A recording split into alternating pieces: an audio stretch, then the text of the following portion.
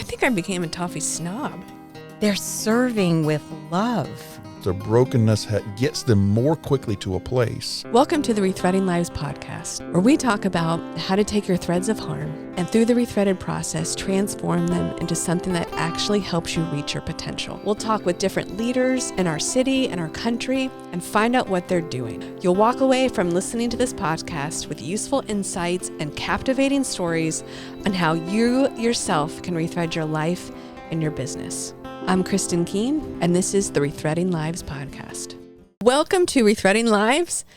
Today, our guest is Lisa. And actually, Lisa, now that I'm sitting here, I was like, I don't really know how to pronounce your last name. Kiral. Like Carol, but it's Kiral? Mm-hmm. Lisa Kiral. Yes, Lisa Kiral. Lisa Kiral, because I never say your last name ever. Okay. We're talking to Lisa today about her work in the Rethreaded kitchen. Lisa is the kitchen manager, and she makes our delicious toffee with the toffee team. Our toffee is the best toffee in the world. We recently won Best of Jacksonville. We beat out the two other biggest companies in the city. And she manages our kitchen and makes toffee with joy and love that is contagious. She is changing lives. The kitchen is changing lives. And Lisa has integrated so many ingredients of the Rethreaded process into her work. And I know there will be lessons that we can learn from her, no matter if you run a kitchen, if you run a business, if you run a household. You are going to take some amazing tidbits today from our time with Lisa. So Lisa, why don't you give us a little context? Where are you now? And who is Lisa? So, where am I now? That could be answered in different ways. If it is overall, I am all over the place, a hot mess, living 1 minute to the next, loving the minutes. Specifically in the kitchen, we are full speed ahead, preparing for the holidays, which, as you know, once July passes, Christmas is here. So we're ready to start playing the music and doing all the things. I recently moved. I travel between Rethreaded campus, our home base, and our interim kitchen. We start our day at Devo, and then we're up and running for the day. So where I am, I'm all over the place, and it's great fun, a little crazy. It adds to the joy. And who is Lisa? That's interesting. I am a child of God who at 52 am purposely walking in my purpose. I have this just amazing, beautiful calling to love our staff, my coworkers, my bosses, to the best of my ability. I'm the mother of 5 and a wife to an amazing husband. I love my mom, and I'm just a part of the family of God living on mission, and all those things intersect at my life at Rethreaded. So maybe you can do that, because Jason shared one day about how he got to Rethreaded and how like everything in his life had kind of prepared him for this season now. So maybe you can share a little bit about how you came to Rethreaded, how you rejected us at first. Rudely. And then came to the truth. Well, a number of years ago, I worked for a local nonprofit that was a grant-making organization, probably about 10 years ago. And I was invited to Rethreaded on Barnett Street to walk around, do a site visit, and see if it was a good fit for funding from that nonprofit that I worked for. And I walked in the door. I met you, Kristin, and Haley and others. And I, on a personal level, fell in love with the mission at Rethreaded. Rethreaded was a baby back then. Baby. Just a baby, figuring all the things out. Yeah. And I already loved the women being served through the program because they were already a part of my life personally through just some local mission work and friends that I love dearly.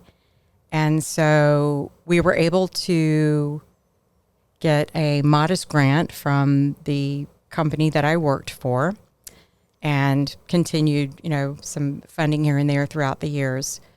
I took a package, a retirement, semi-retired right around the COVID time, and started a little bakery pop-up because anybody that knows me knows that I love to be in the kitchen.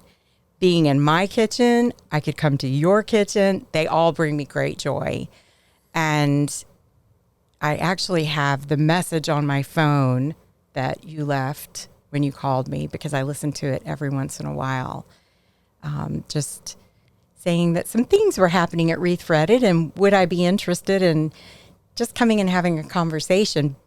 But it was super secret, so I couldn't even get all of the details. So I did the walkthrough with you and with Jason and listened, and my heart was just beating really fast. I was very excited to even have you contemplate bringing me to Rethreaded to work with your amazing staff and be part of the mission.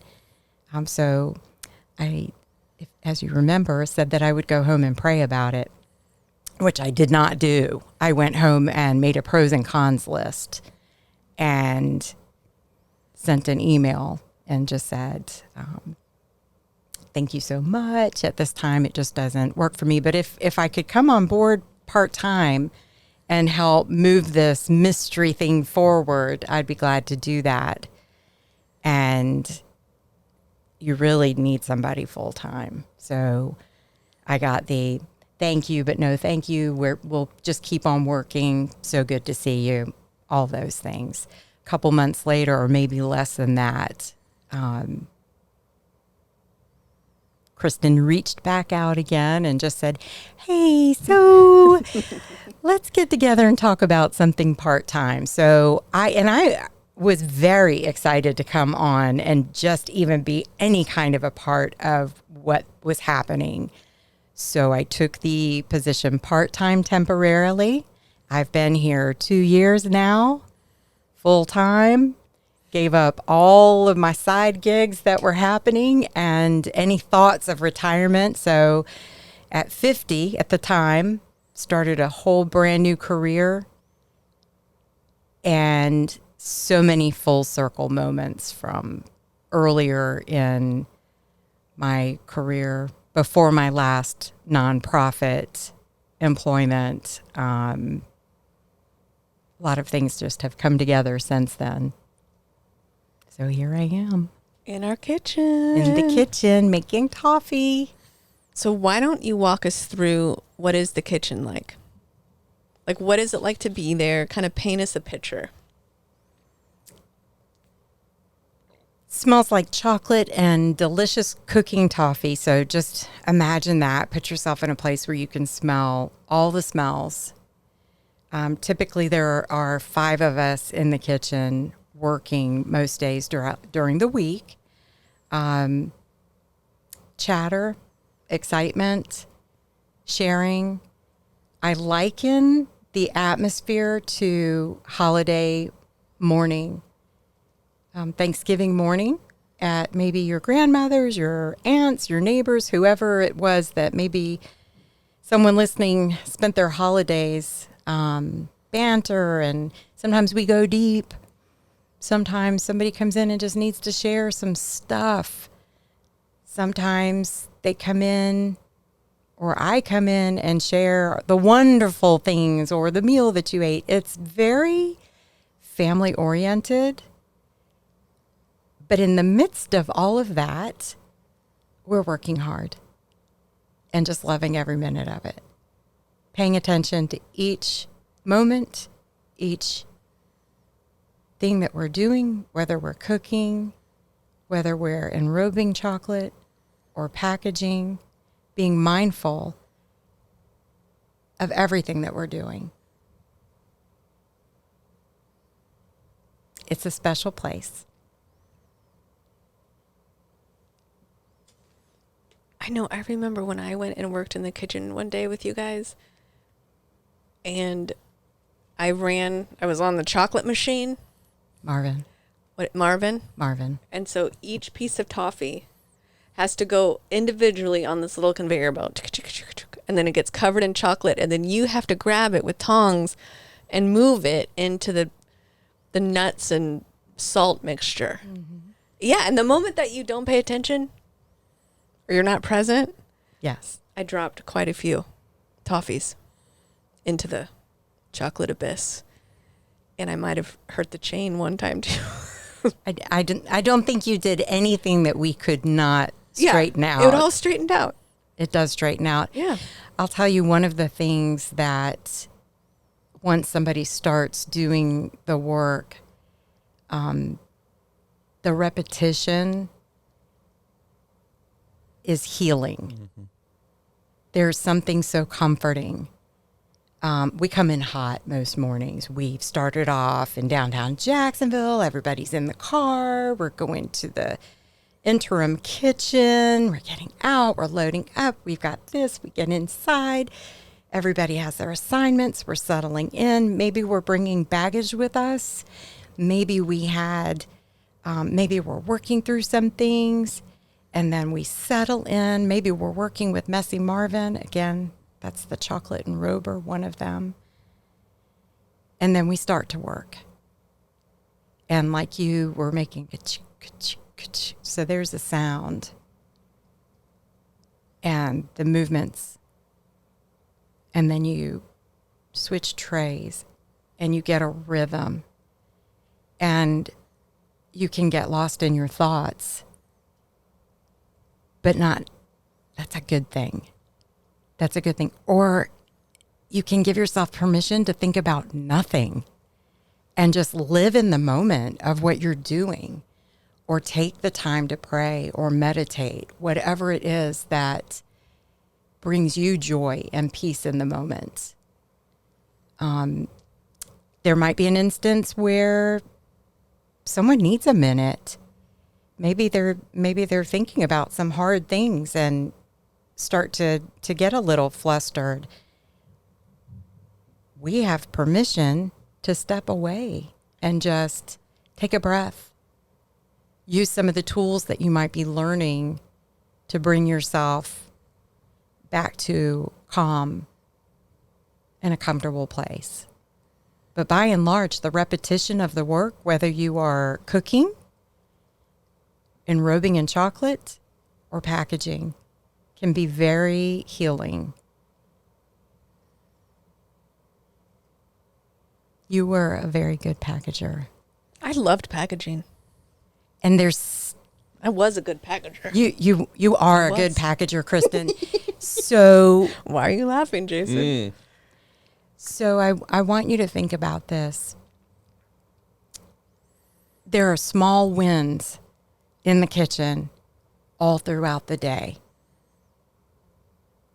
So if you are cooking, the very fact that you've cooked a delicious batch, it's not grainy, it's not oily, there's a thing. There's science happening in the pot. And when you've made a good pot and you're pouring this 300-degree candy into molds, little tiny toffee molds, and they look good, and you're putting just the right amount, and you're being consistent, you're winning, like on every every pour, every drip, you're winning. And you've just won that whole batch. And now it's time for the next one. Or you're enrobing chocolate. And here's the thing. The toffee needs to be the star. And so if you're enrobing chocolate, I need you to be thinking about toffee as the star, not the chocolate, which means the ratio has to be just right. The size of the nuts, the amount of nuts, just right. And so with each piece of toffee, you're making just the right size so that the toffee can be the star. And you're winning, and you're winning, and you're winning with each piece of toffee. And then you finished a tray, and then the tray goes in. Then you finished a batch. You've done 8 pounds of toffee. The best toffee in the world. Toffee that tastes like freedom. And now you've just won that batch. Wins. I'm having a great day now. Packaging, same thing. The small bags are 3 ounces. If you can hit 3 ounces on the nose, you're winning, winning, winning, winning. And so by the end of the day, you've been winning all day. You've worked hard, but you've been winning all day. And you're tired. And we're tired. And there's nothing wrong with that. There's nothing wrong with working hard or being tired and looking forward to rest. That's what the kitchen does day in and day out. And it never gets old. And I just want to, the toffee kitchen staff is you, our chef. Yes. Perfects everything. And then 3 employees who are also in the program, right? And one more part-time person. So we have 3 staff that are part-time that are not in the program. And then we have 3 staff that are in the program. Everybody has a little bit of a different schedule. Okay. Just wanted to. So can you speak to the mindset that you create in the kitchen? And can you talk about like what ingredients of the Rethreaded process does it relate to and kind of what the effects are? You talked, when we were preparing for this, we talked a lot about the mindset that you're setting. And I think part of the mindset is winning. Like you get to win all day long. Mm-hmm. And I don't know many work environments that create an environment where you feel like you're winning all day long. Yeah, because most environments are focused on results. They're not focused on process. And that's one of the things I think Rethreaded does a little differently than a lot of organizations is we are focused on behaviors. Are we winning at the behavior level? And then living in a faith world of if I do the right behaviors consistently for long enough, the results will take care of themselves. Because standards still matter. Results still matter. It's not that they don't. It's just we don't celebrate a result because it's good or be sad because it's bad. We look at the behaviors. And it's the journey. It's the journey. It's the to process. The result. Mm-hmm. It's how you get there. Because you could get there and make 8 pounds of toffee in a rush with pressure. Mm-hmm. Or you could make 8 pounds of toffee consistently with joy, winning all along the way at every step. Yes. We actually had lunch together in the Toffee Kitchen today. And we were celebrating one of our newest ladies in there who's been maybe 4 months or so. And she is good.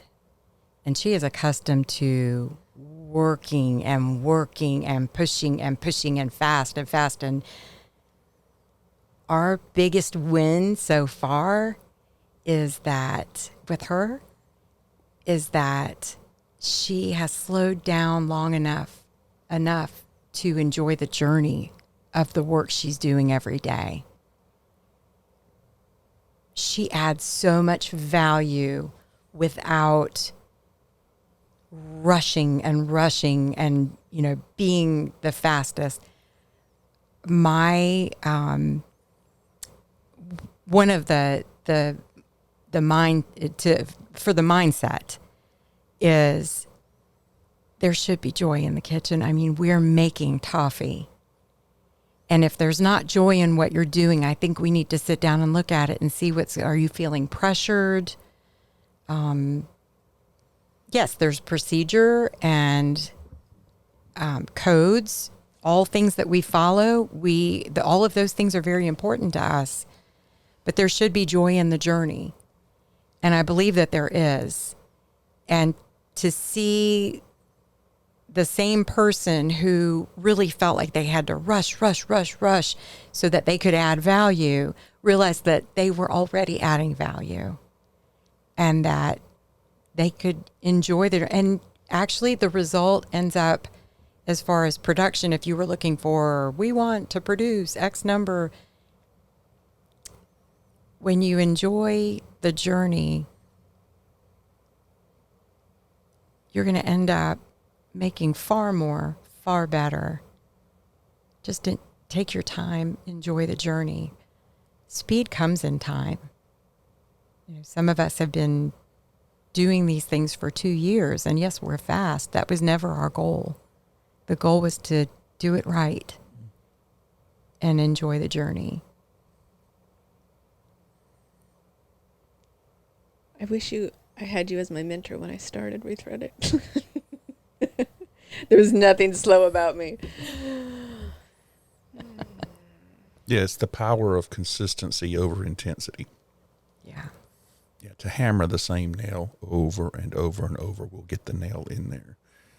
And if we can come in every day and do the work consistently, steadily, a constant pressure forward, you don't have to run around with your head cut off and panicked and stressed, because that actually cuts down on your creativity and your strength long term, because you're sprinting and you're just going to burn out pretty quick. Yes. So the other part of the mindset in the kitchen, from the very first day that somebody starts in the kitchen and we're standing side by side, typically we start in packaging. So I can introduce the ladies to the flavors and the packaging and all of those things. From the very first day that somebody starts working with us, there's a mindset of creating space for the next lady to come down the road. And so as we're training someone, we're encouraging them in that one day they'll be standing there with someone next to them and they'll be saying the same things in training. And we work hard, we enjoy our work, but we never take our eyes off of a growth mindset personally and in our business, where the more people that love our toffee, the more women we can bring into our world that can experience a safe, loving work environment while they work on themselves, while they check off the boxes, the list, the to-dos, and all the things that they need to do to really reclaim their lives.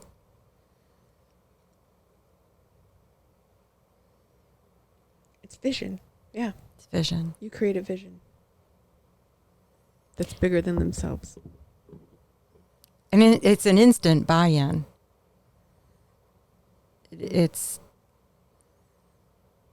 I'm always amazed at how much our staff love each other.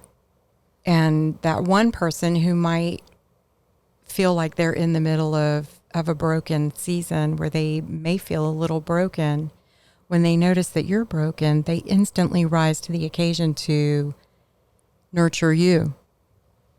There's things like that I would never have necessarily expected like I may administer some love and grace, but I think I'm getting twice the love and grace from everyone around me. We're filling each other all the time. Mm-hmm.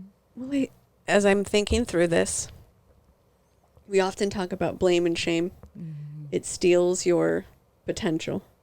So you've created a work environment that's constant, steady pressure, that's focused on the journey, not the results, that there's a vision that's bigger than you.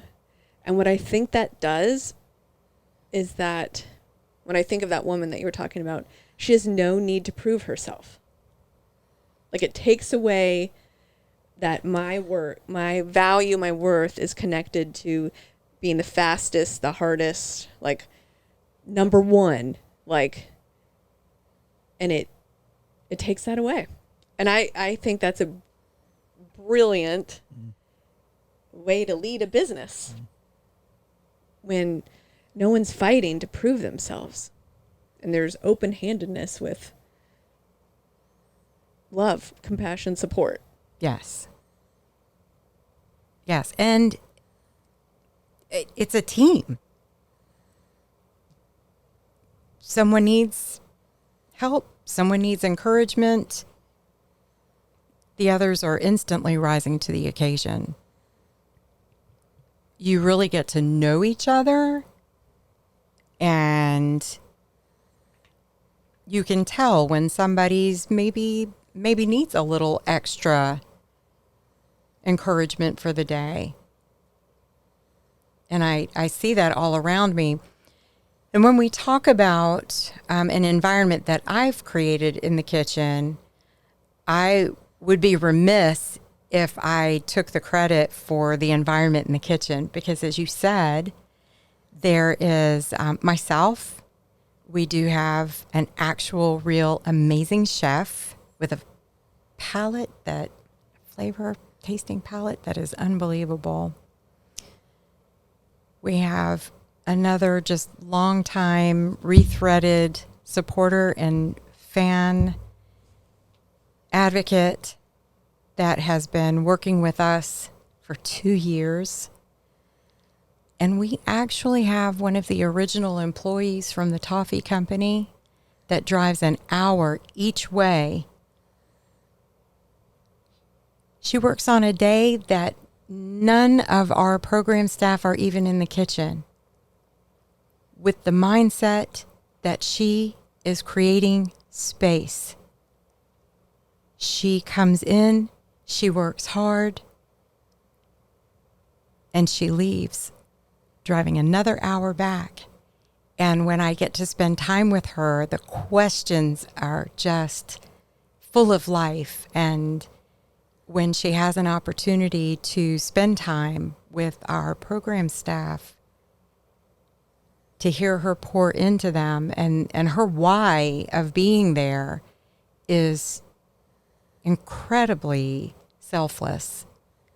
And so the four of us spent a year talking about, what is this going to look like when we're in our kitchen and we have new staff? And how do we best serve them? And how do we pave the way for them?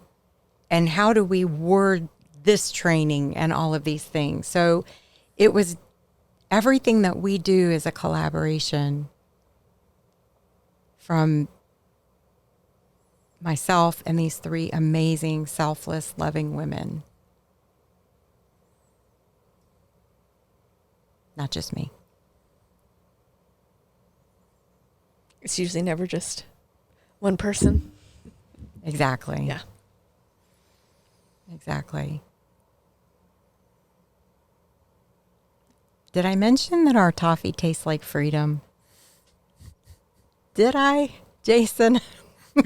You did, but you can repeat it over and over and over. Yeah. So when I have the privilege of meeting guests that are shopping at Rethreaded, we're having an event, or I just happen to be in there and I'm able to share samples with them, or our retail staff has samples out, And just to have an opportunity to talk about the day that toffee was made, or any of our toffee, and for people to just experience that they're now partners with my team, with the toffee team, in changing lives in such a real way. The most tangible part of that is tasting the delicious toffee. But the minute you do that, you're part of what we're doing, because you're celebrating someone that stood there and cooked it, someone that stood there and enrobed it, and then the one that came through and packaged it. Because without that person, there'd be no toffee to make. And they're such a part of our mission and our work. I'll never take that for granted.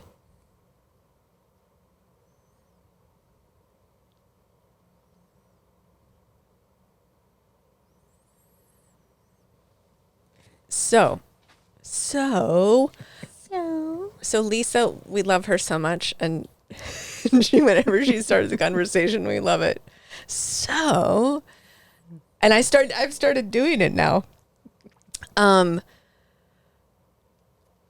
know that there's people on this podcast who are listening that run a business, they're leaders, they're parents. And I think some of these principles that you've been talking about, vision, purpose, all of these can apply to their life. So what would you tell someone?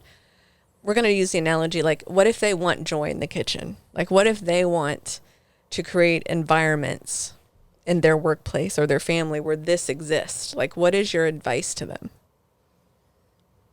So I would recommend that they take whatever it is that they're doing and find the human element in it. My best example of that is in my former work world. I was responsible for making spreadsheets for grant making. Very tedious. I wasn't great at it, and I would often get frustrated because I wasn't great at it, and I tried so hard, and I would find myself wrestling with myself to stay on task. But then you start looking at the names of these organizations that you're writing grants to, that you're helping to fund, and you realize that there's heartbeats behind everything that you're doing on this tedious spreadsheet. Really, there are heartbeats. There are real people.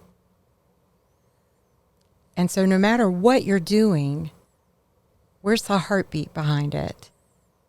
Right? Where's the life? If you are... Okay, let me give you an example. At Rethreaded, we have some production teams, we have finance, we have operations, we have business members, working with partnerships, all of these different departments. And if one piece of that puzzle was missing, we couldn't operate. We simply couldn't operate. If the team wasn't working with local businesses on partnerships, we couldn't operate. If finance was not taking care of all the things that they take care of, we couldn't operate. Our operations team,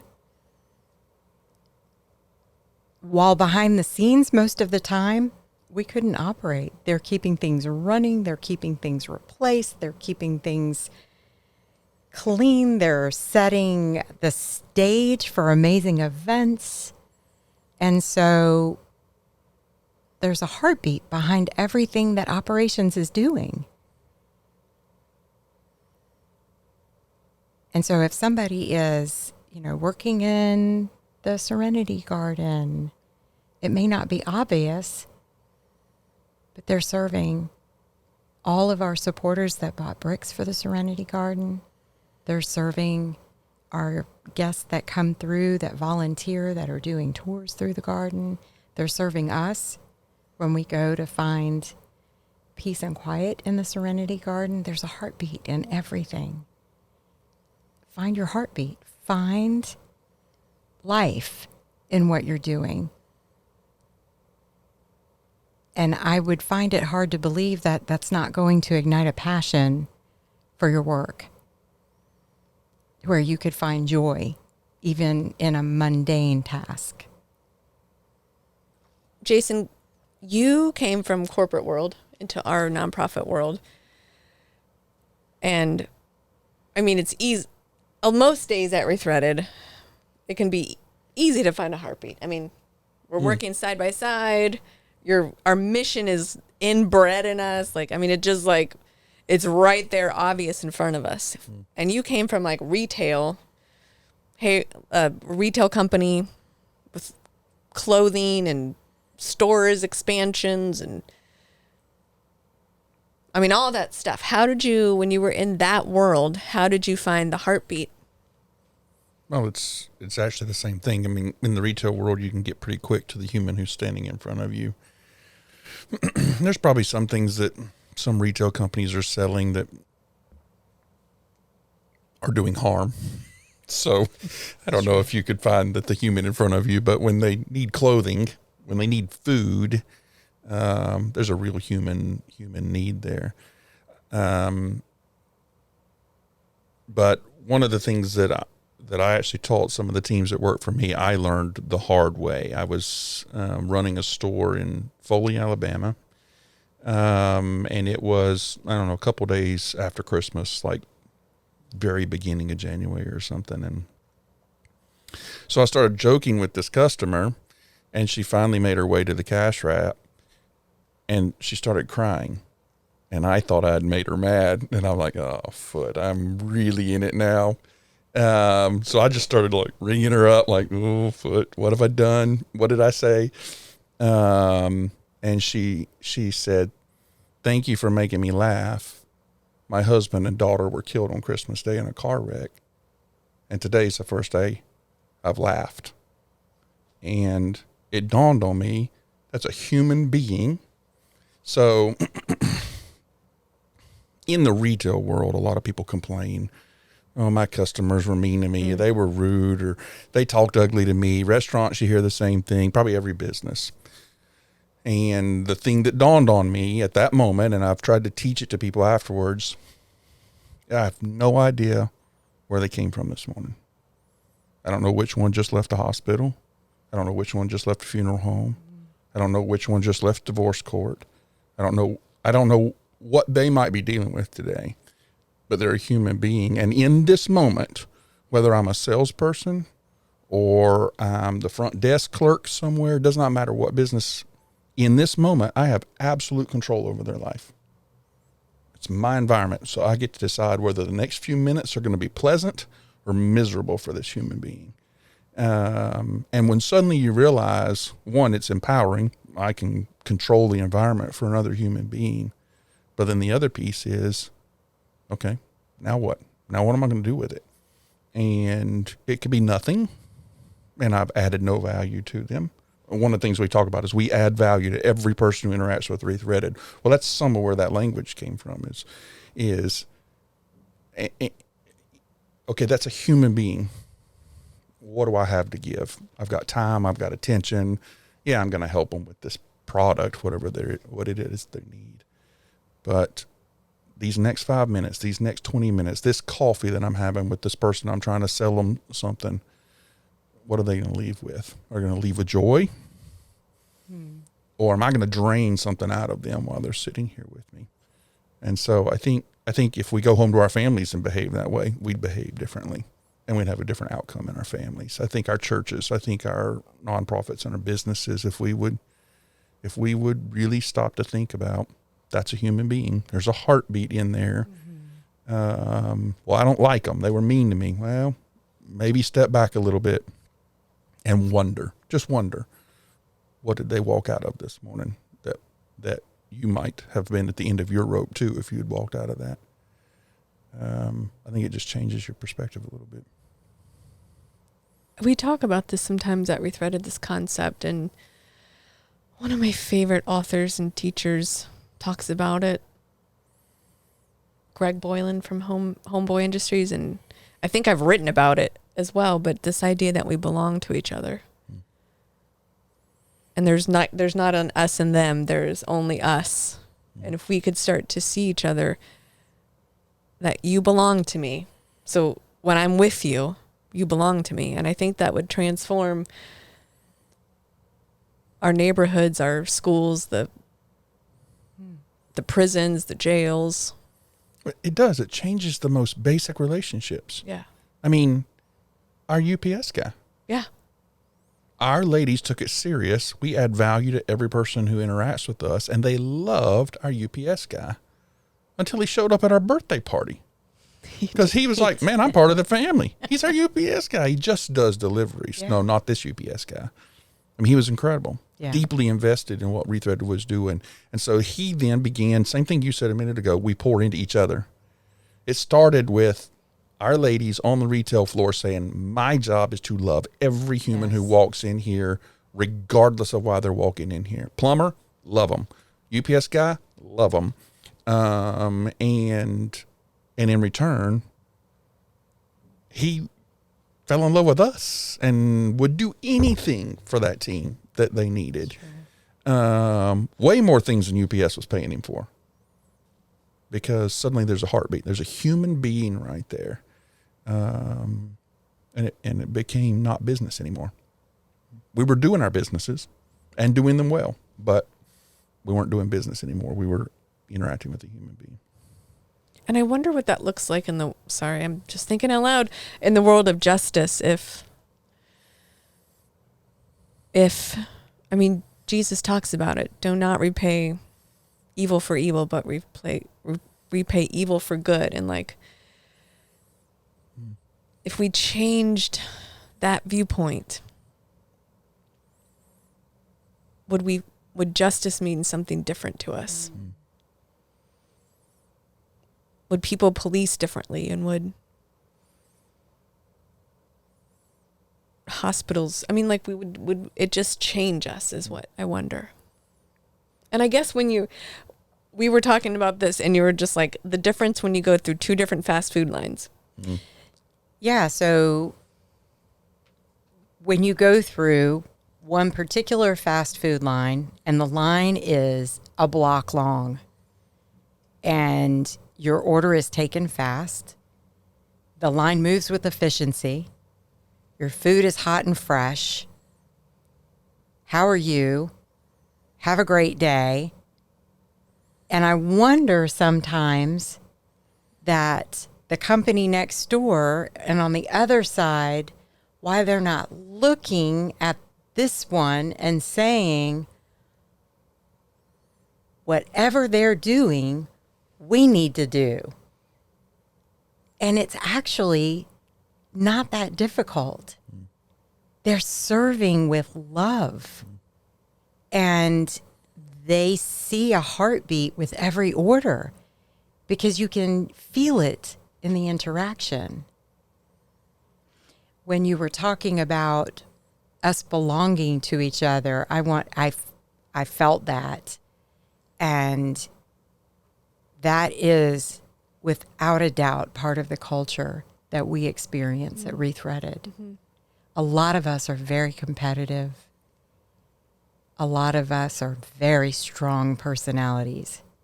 But I have never seen a group of people so entirely rooting for the person next to them, the one across the room,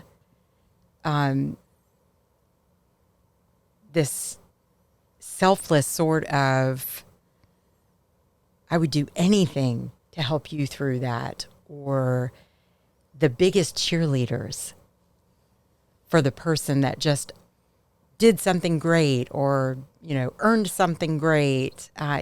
It's a culture that I would love to see in other places instead of just the competitive part, right?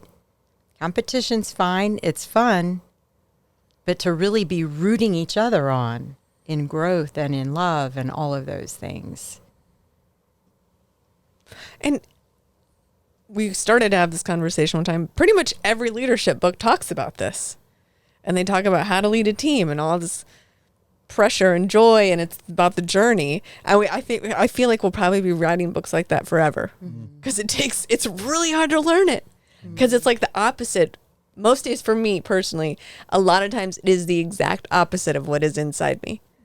That I want the attention, I want the star, instead of creating space, my sphere, to hold other people and to cheer them on well. And like, I feel like I've had to learn that in my leadership and my growth.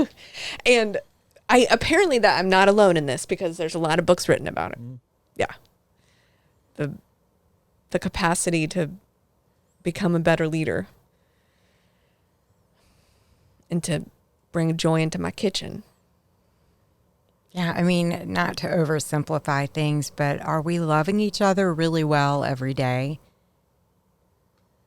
Are we seeing each other? Sometimes in the evening, I might be, mentally thinking about my tomorrow and what's in first order. And, there's a lot of coaching. There's a lot of coaching in the kitchen. I'm typically the coach, but I do have some co-coaches. And I'll think, okay, so we need to talk about this, this, and this. These are things that need to be addressed when I have the opportunity to do so. And I'm looking at the person that I want to coach a little bit, and something's just not right. It's time to pivot. It's time to pivot, because she is not going to hear a word I say while she's dealing with whatever it is. And so, do I still need to coach about that thing, whatever it is? Yes, I do, but not right now. And so, becoming a little bit intuitive of the others around you, I think, is important, to have the intuition that something's not quite right. Well, that's a brilliant statement, because obviously something you're going to be working with, and we've talked about, as we've heard from survivors about their experiences in systems, that's the problem. Is the system thinks, I have to do this thing. I have to cover this piece of material. I have to ask this question. I have to do this job with this person. And they're so fixated on what they have to do that they cannot see something's not right, and then stop and see a human being for a moment, and be in the moment with another human being, and maybe still have to do that thing, but maybe not just this moment. That's coming up more and more and more in these recent conversations of everybody is just trying to check the boxes and get through the list as quick as they can, and they never see the human being sitting in front of them that's helping them check those boxes. And just a brief moment of humanity can change the whole conversation. And you might suddenly realize the problem I'm trying to fix is not the problem. Oh, this is the problem. That's a symptom of the problem. But if we don't ever stop, all we do is hammer people for symptoms, and we never, ever take the time to understand, oh, that's the problem. It's kind of, it's the idea of openness, right? Like, to take the time to slow yourself down enough to be open to seeing people. Because when you do that, it opens you up. Like, you might have to feel, you might have to face a harsh reality, you might have to change what you believe about that person. And like, it is just easier to shut it off and check the box and not risk the openness. Yeah, and there's nothing wrong with changing your mind about how you feel about something because of something that you've learned. That's actually growth. Sometimes we come to the table with something that we've thought our whole lives, or we've felt, or we were taught, or it was a part of our culture, we come to the table and we learn, oh, foot, we've been wrong about that this whole time. And it's not a weakness to change your mind. It's actually building strength and character. And then maybe it changes the outcome for someone because you've realized you were wrong all along, maybe. And there's more sides to hold. Like the complexity of life and I'm just going to take a topic, a very controversial topic, like abortion. People, it's a very polarizing issue. And to the point where people are like shut down about it. Mm-hmm. But like, what could we learn from each of the polarizing sides and then hold together instead of just shutting ourselves off? You're absolutely wrong. There's no way. And we dehumanize it. I guess because we're not open, it dehumanizes. And I guess we can so easily do that in everything. When you hold beliefs that strongly, or you're checking the box that strongly, or whatever, you cut yourself off, and then you miss out on hearing the other people and knowing them and them belonging to you and you belonging to them. Yeah, because we get so fixated on this is what I believe, and I have to change that person. That person cannot be right, cannot be good, cannot be decent, cannot be, and hold this opposite view of mine. I mean, it's obviously wrong, so they cannot possibly hold that view. And so we get so fixated on it. I have to have an outcome. I have to change this person for my beliefs to be true. No, my beliefs can still be true, and I can still be a decent human being, that I can care for them if we never agree on this topic. I can still care for them because they're a human and they're having an experience, and I can at least care about that that they have a heartbeat and that they hurt and that they have joy and that they have those things. But it's kind of what we were talking about yesterday. The moment I can say you're evil, I can dismiss you.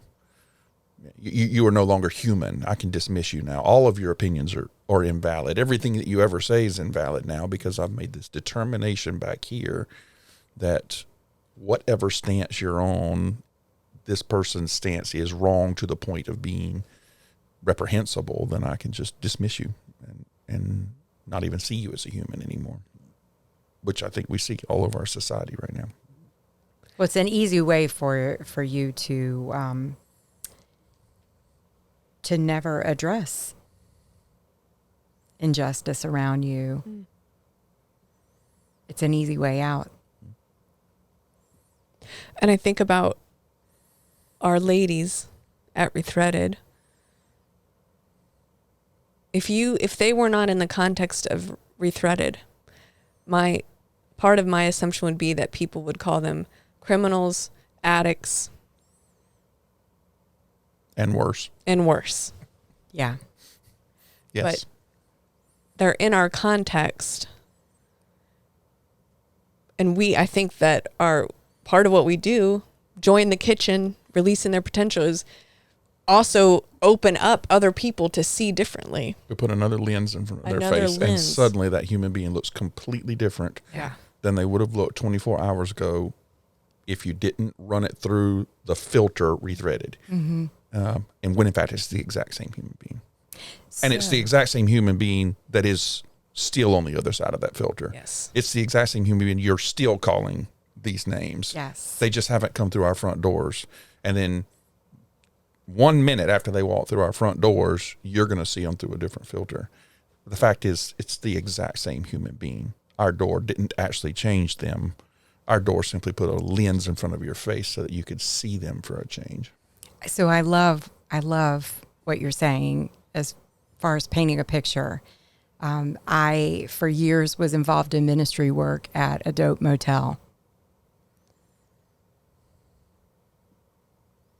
The women that I knew from the motel were in the middle of maybe addiction and all of the things. then my involvement in ministry at an inpatient rehab center. They've started the work, and they're in a different place, same women. So I talked to Kristin about my full circle moments. Same women. They've begun the work. They're just at that stage of their lives, realizing the obstacles that they're facing. And they have a real decision to make. Am I going to continue to move forward and reclaim my life? Or is this just simply too much for me to handle? And so enter Rethreaded. Now I'm at Rethreaded. And the women have already begun the hard work. They've already started to overcome obstacles. They now have a job, and they have resources, and they have full-time advocates asking them the questions to send them to the next resource or to go with them and stand beside them. And then I have best friends in my life that are even way past that are in leadership positions that have the tools that they need to live amazing, productive lives and have experienced so much healing. Same women, just a different, they're in a different place with it.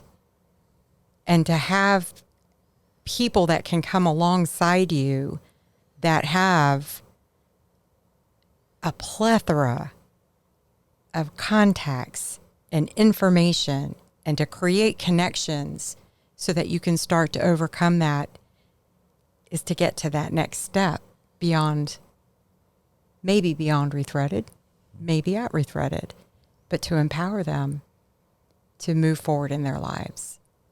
They started way over here and just started doing the next right thing, moving forward. And they're changing their lens. How they see themselves in the world. Mm-hmm. Yes. And as a byproduct, reunification with children, siblings, parents, old friends. There's a ripple effect that happens, that now my children have the opportunity for a healthy, happy life. And just maybe that's where some of the generational traumas and difficulties, maybe that's where it ends. Maybe the family as a whole starts to experience real healing. And then the children are going to have children. And maybe they never even know anything about the difficulties that their family experienced or what they even had to overcome. Because now they're so strong and they've created a ripple effect of wholeness and happiness and healing. That's worth working for. That's worth making toffee for. That's what that's it. That's it. Because when a life is changed, it's not just that life. Not that one life is inconsequential, because it's not. But what are the other lives? Mm-hmm. I have a lady who has 2 young babies. And she said, it's different for them, Miss Lisa. It's going to be different for them. I say, yes, it is. It's good. I love that lady. I love that lady. Yeah, so we had lunch today to celebrate small staff in the kitchen, our chef made a beautiful, delicious Italian cream cake. And we made salad, and we celebrated not only a sobriety birthday and an anniversary for somebody who's never been at the same job for a year or never thought that they could be sober for 2 years. And to hear just the clarity and the confidence and the hope for the future, right down to a wonderment about, I'm starting to really wake up and just remember things. My thinking is clear, and I'm planning for the day ahead, and I'm doing this and I'm doing that. What a difference a year makes, y'all. What a difference a year makes. And we would have been remiss if we did not celebrate the other lady at the table that's been with us for just a few months, maybe 4 months. And to say, wait till you've been here a year working with us, but after 4 months, the conversations, the attitude about home life, the tools that are being utilized to diffuse a situation where the one lady would say, oh, it wouldn't take much, and I would just go off. But not anymore. That's not what I do anymore. I just breathe. Just breathe for a minute. I think about it. And I say something different than I would have said before. And then I get a different reaction than I would have gotten before. And now there's a lot of peace and joy. And I look forward to the end of my day going home and sharing about what I'm doing, or just be together and enjoy a healthy relationship, because I know how to do that now. It's a beautiful thing. And I said, I cannot wait until we're sitting here and you've been here a year. What a difference a year makes.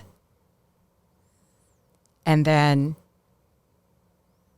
we'll celebrate she who has not arrived yet in the empty chair next to me. And what will we be saying about her? And we can pray for her now. And we're preparing a place for her. We're ready.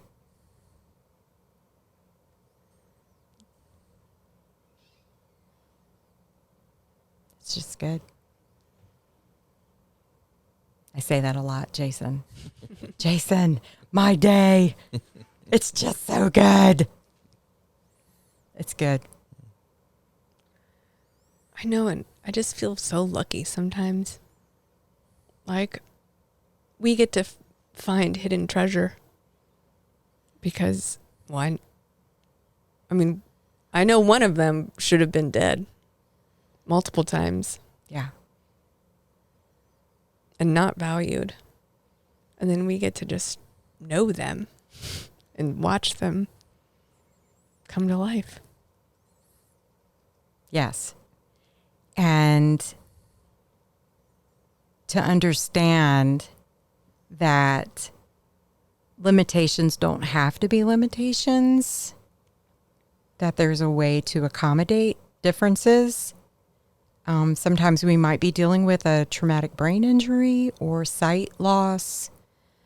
Yeah, we can work with that. So we tried to buy the toffee company many years ago.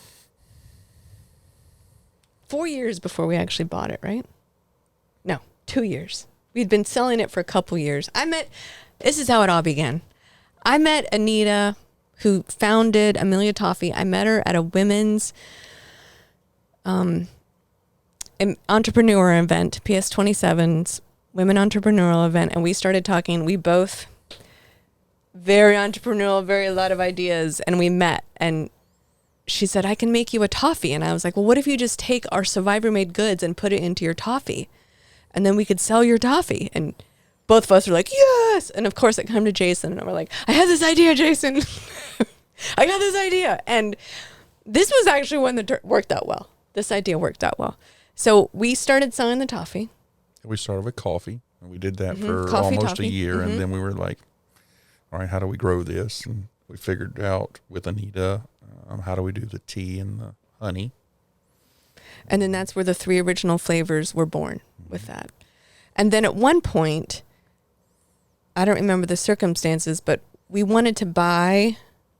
Did she offer to sell it to us for the first time?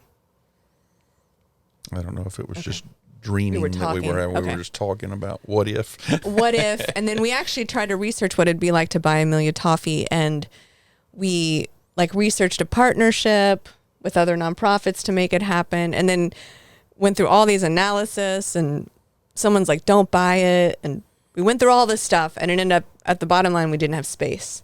Yeah. So then fast forward 2 years in COVID, we find a building, buy a building at around the same time. And suddenly we have space. And suddenly we have space. And then Anita reapproaches us and she's like, well, it's time. We really want to sell this toffee company to you, and it's time. And I was like, Jason, we're going to buy a toffee company. And then I pretty much gave it to Jason and let him read all the contracts. And he did the brunt of working out all the details. And yeah, we were in the middle of drawing the plans for the new property. and where are we going to put the kitchen? And we were trying to figure out, okay, we have space now, but we don't have the money. So how do we build this kitchen? What do we do? And originally we were talking about putting it in the main building, and then we realized, man, that's going to landlock us, and we're not going to be able to expand when we need to. And so, we thought we would be using the other buildings on the property for, 5 or more years, or we wouldn't be using them for 5 or more years. And then we were already drawing plans before we ever moved into the property. So it moved a little more rapidly than we planned. So yeah, we bought it, still didn't have the building, still didn't have the kitchen built. And, so we worked out of the original kitchen in Amelia Island. for a year. And then to this interim kitchen. Then we'll be moving in shortly. And it was a secret because we couldn't tell anyone. Yeah, we couldn't tell anyone. We had signed one of the things you signed. An NDA. An NDA, thank you. And that's when we approached Elisa. We're like, we have a secret. Yeah, we got to have somebody who can run this thing, but we can't tell them what they're running yet. Candy. And couldn't tell her what we had done. And now toffee is our number 1 selling item. Out of everything we make, it's our number 1 selling item. Mm-hmm. And it's the best investment I think we've made so far. Yeah, it's fantastic. And then Lisa, best investment ever. No question. No, I mean, she's raised the bar, not only on the kitchen, but on the lives of the people when they're in the kitchen, but on the rest of us. I mean, because of what she brought into the organization, she's raised the bar for how the whole rest of the executive team operates. But I mean, I think the big thing is, the impact it had on Rethreaded was, okay, an expanded business. But I mean, where we boil things down to is it's a whole new training program. It's a whole new career pathway. It is. That's growing quick enough that it's not unlimited amount of hiring we can do, but we can continually hire more people and teach them this whole new thing if this is what their passion is. And then they can take the skills to go work in a restaurant or in another industrial kitchen or on any other production line because they've learned the skills of working on a line. So, it really is, we've got between 5 and 10 full-time positions that this toffee kitchen will year after year after year change lives. And we'll make the best toffee in the world while we're at it. But year after year after year, we'll have ladies able to fund their lives, provide for their families, change generationally what their family's going to experience. by doing good business. And so I know part of what we want to do with this podcast is help people who don't work in nonprofits well, how do I apply this stuff? Well, if you're great at what you do, you're providing opportunity and you're providing things for the people who work for you. So yes, go be the best salesperson that's ever lived on the face of the earth. And as long as you remember there's human beings, you are providing resources for a group of people who work in your company to be able to take care of their children and go to the doctor when they need to. And those are fundamental, wonderful things to provide for somebody. So don't be ashamed of doing great work. Go work your tail off and do great work. If you are great at what you were built to do, you will help humans around you. You will improve the community you live in. And that's something worth working for. That's something worth living for. Because every moment we're exchanging our life for something, every single moment. And that's worth exchanging your life for. I mean, that's a life well lived.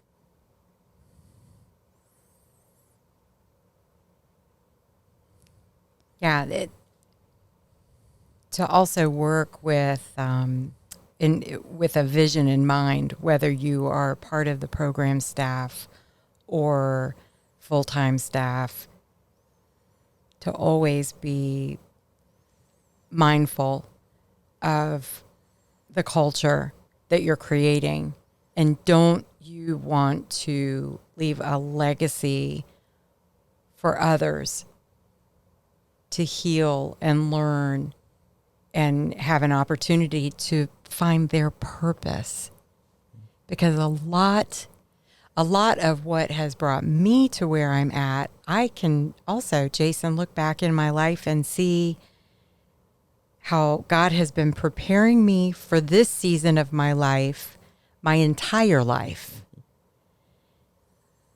And for staff that couldn't see maybe past the next hour or the next day, that are now looking at a future and coming to fully realize that they do have a purpose as well, and to give them the space and the time to determine what is that purpose and how can we go alongside you at this point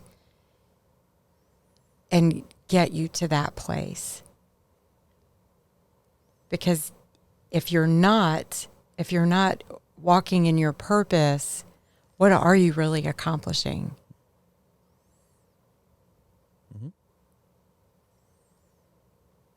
I love that I know so many people that in the midst of their healing journey, they're also thinking of the others around them and the others yet to come. That's a big part of the mindset, one that we all buy into right off the bat. And how wonderful to know that what you're doing today is affecting her and her kids and her mom and others down the road. And I think one of the things that we're starting to grapple with, I know Kristin and I have talked recently about the unfairness maybe of having to take responsibility for my life when things have happened to me, but the power that comes from taking responsibility for my life even when bad things have happened to me. But not to try and put a silver lining on it, but our ladies are better than most. They're more open than most because of their brokenness. Their brokenness gets them more quickly to a place where they can be open about what is, and they can deal with the harshness of that. But then they can also be more open to the person sitting next to them sometimes than the rest of us. The rest of us are just convinced that we're okay, and we're just blazing through life rather than the awareness of where I've been and where I'm going, and that this person also is going somewhere. I mean, they get there faster than most of the rest of us do, because of what they've been through. So they've actually developed a set of skills that most of the rest of us may never develop. It's not a silver lining to what they've gone through, but it's a powerful thing the rest of us can learn if we would just humble ourselves enough to acknowledge our own brokenness. We're so busy saying we're not broken that we never get to openness because we're so busy denying it. That they are a great example of how quickly you can move and how quickly you can make an impact and how quickly you can actually achieve your purpose if you'll just get honest with yourself about what is. I remember one of our employees, she kind of reminded me of Shirley, who we had on our podcast, but just so full of love and joy. She would pray over everyone. Like, we would have customers come in the store and she would just love them, and whether they wanted to or not, she was like, "Can I please? I just feel like I need to pray for you. I love you. I love you." And I remember asking our counselor one time, I was like, "Is this real?" I was like, "How can someone really be like that?" And she goes, when you experience the darkest of the dark, and the darkness is real. When you experience the light is so real. And I remember that, like, the light in her was so real because she had walked through the dark. And she is spreading light. Yes. Everywhere she everywhere. goes. Yeah. And she would love you. I'm going to love you. I love that. But she was fearless. She was fearless. The rest of us would be too worried about whether we're going to offend somebody. Yeah. We'd be too worried about whether they're going to think I'm weird. We're going to be more embarrassed about what, and she simply didn't. I mean, she simply didn't. She didn't worry about if it looked weird or sounded weird or felt weird. It's just, no, we're just going to do this thing. And she changed people's lives while the rest of us are too busy going by, playing it safe. Yeah. And just the ability to live life without fear is just stunning. And the stuff we're afraid of is so small, so puny. That's true. So we're gonna have a little debate here. I don't know if there will be debate. I don't know because I don't know the answer to the question. So, what is your favorite type of toffee and why? And I'm asking a question to the group before we start. Does it have to be one that is public yet? Yes. Yes. Because nothing that's not public is even real. It is real because I ate it. It's not real. Oh, I know. I'm not good at secrets. Jason, what's your favorite toffee? The chai. The thing is, I can't even debate it. I'm like, yes, it's delicious. Why is it your favorite? Because it is Thanksgiving in a piece of candy. It is Christmas. It is just, you put it in your mouth. Everybody chews up their toffee. Lisa knows. Jason doesn't chew toffee.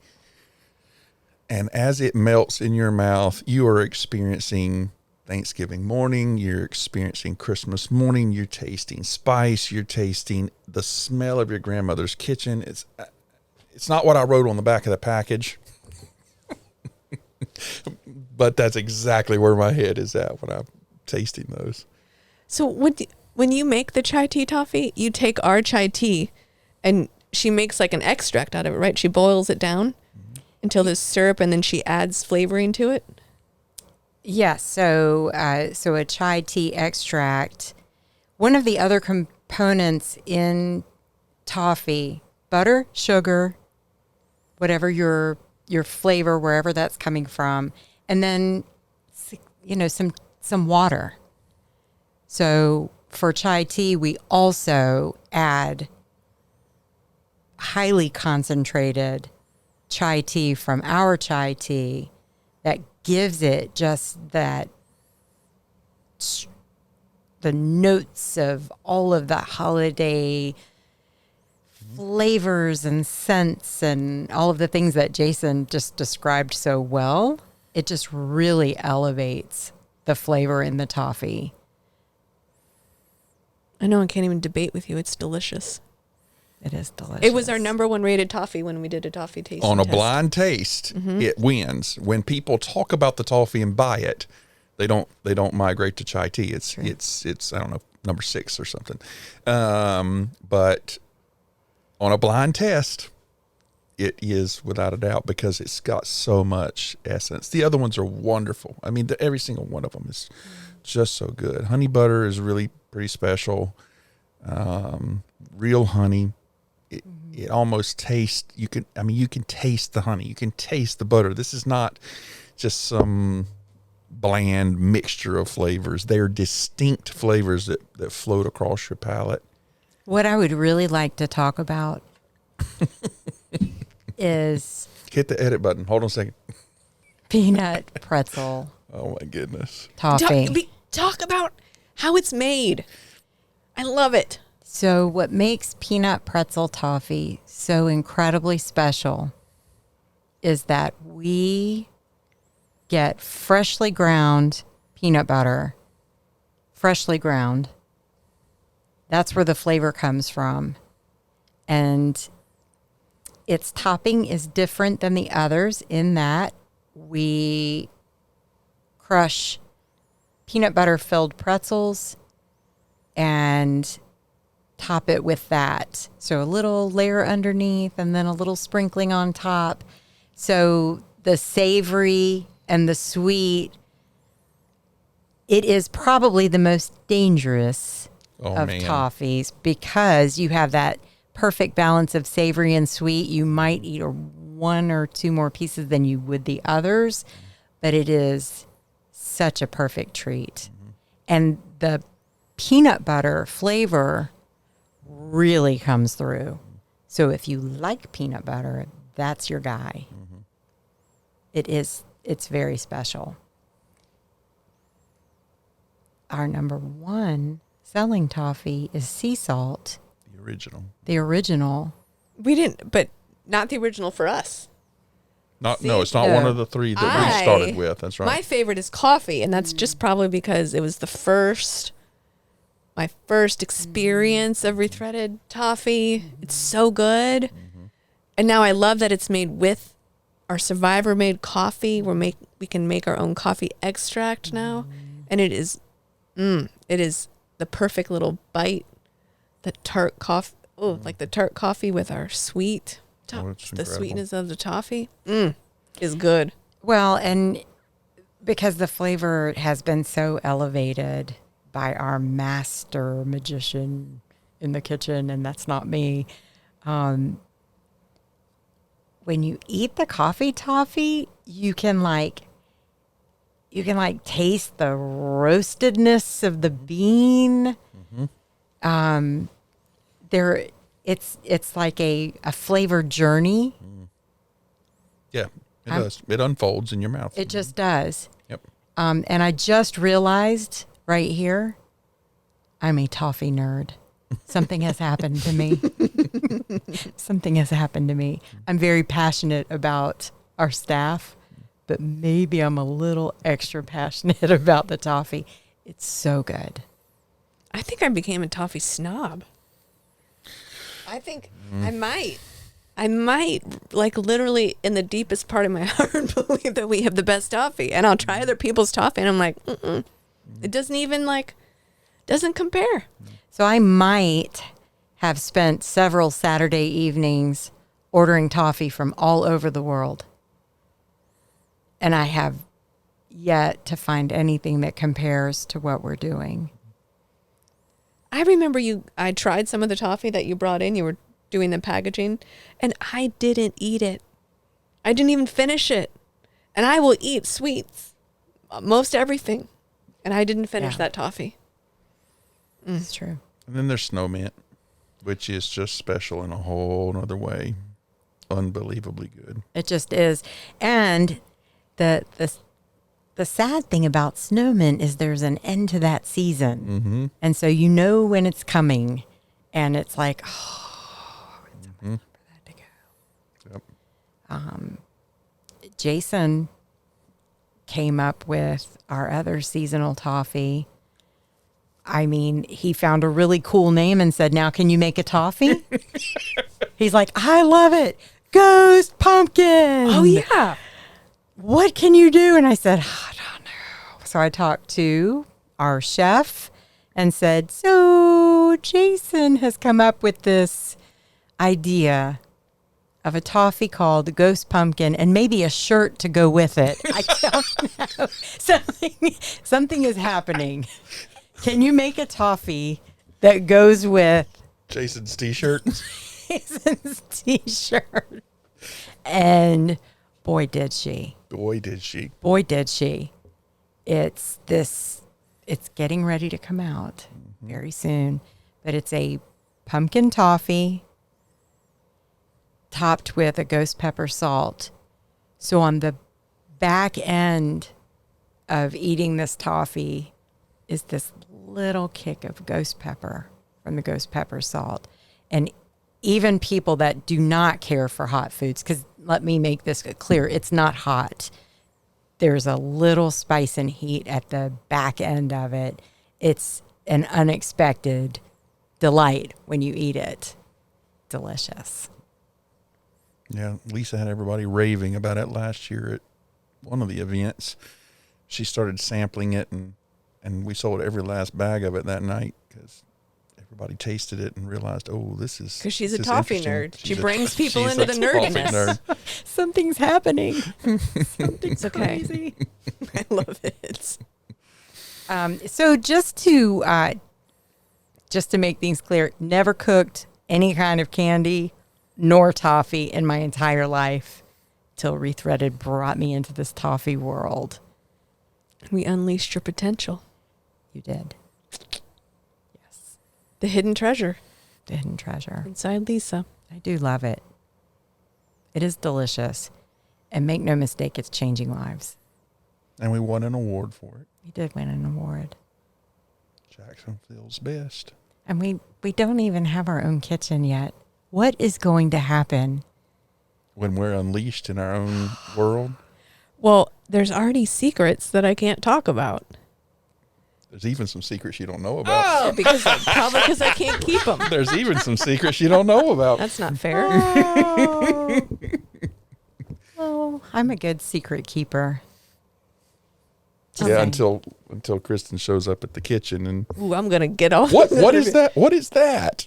Yeah. Just accidentally leave it out, Lisa. Whatever it is.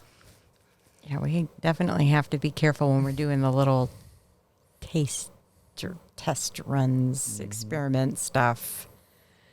All right. Yeah. This is your last question, Lisa. Can you... So we have our guests share a full circle moment. And a full circle moment is when the threads of pain have been transformed into something that helps you reach your potential. So it's like this moment when you're holding the pain and the potential in the same moment, and you're big enough and expanded enough to hold it all.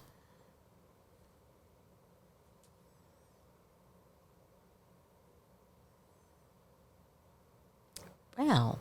That's heavy. I know. Yeah. That's heavy.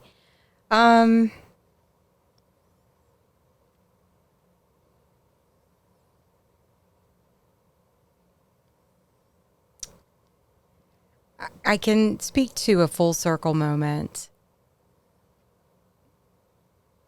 because years ago when I started with ministry work inside an inpatient rehab, and I would meet these sweet young women and would often find myself picking them up and taking them to Bible study if they wanted to go, or just helping them, through some of the things that needed to be done. And sometimes just getting a little bit frustrated with maybe attitudes, or like I feel like they should be like so much further along, and maybe complaining about their mom, or just things that I just expected maybe more, my perception. And just did that for a long time, still a part of my life. But the day that I walked into Rethreaded just over 2 years ago, and I'm actually thinking of one certain lady, and I walked in and there she was. And I saw the progress toward becoming the person that she was meant to be. And I actually heard her speaking this morning at Devo, and just thinking through my limited understanding of what she had been through, had no idea about any trauma that she had been through or what she had walked through. All I knew was that she was in recovery. She was a young mom, and maybe not as mature as I thought she should have been. And now I see her becoming who God meant for her to be. And she's a phenomenal mom. And there's been so much restored family and relationships that it just took that kind of biting my tongue back then, or just always, trying to encourage lovingly, and just to see she had to just walk her path toward wholeness and healing, which is where she's at today. And she's really making a difference. And she's really talented. And that, while that sounds like maybe it didn't have as much to do with me, I think it really did have a lot to do with me, of my perception of where someone should be or what they should be doing or shouldn't be doing. She had to walk her path toward healing and grow. And I can't imagine the sky's the limit for this lady. That just brings me great joy that I had even 5 minutes to do with her journey.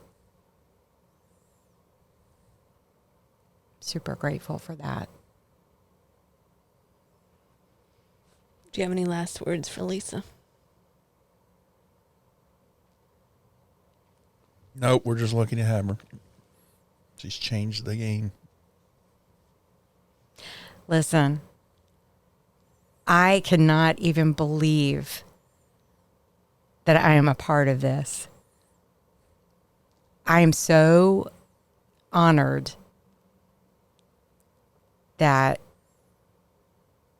I get to work with the absolute warriors that I work with every day, that I get to be a small part of their story. Because if truth be known, the life that's changed and is changing is mine.